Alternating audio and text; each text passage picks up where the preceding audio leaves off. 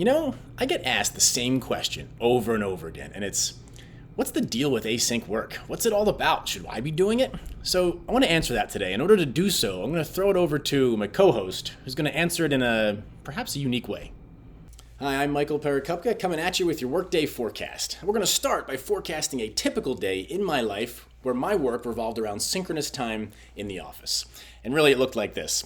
It started by getting up far sooner than I wanted to at 6:30 in the morning to get ready for my commute. I would then arrive at the office so I can sit in my first 2 meetings of the day.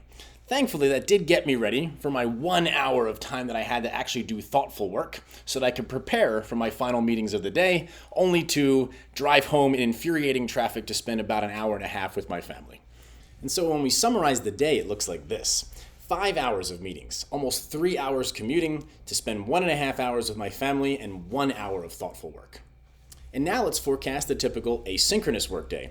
And it looks much different. And it all starts from the get-go, waking up at 7:30, not to get ready for a commute, but to spend quality time with my kids. We typically love to build trains during this time. When it is time to start my workday, I start by catching up on asynchronous chat communication, emails, Slacks, to clear my inbox and my mind for a great block of thoughtful work. It's typically here I record these videos. Then I need a break, so I walk downstairs and have lunch with my family.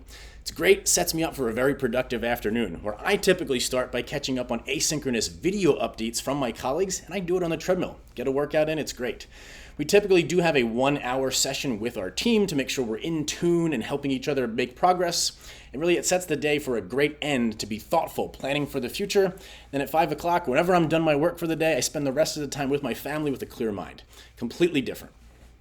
And so as we summarize the asynchronous workday, it looks like this. Only 1 hour in meetings, no time commuting, and then 4 hours plus of family time and thoughtful work, and squeezed in a 1 hour workout.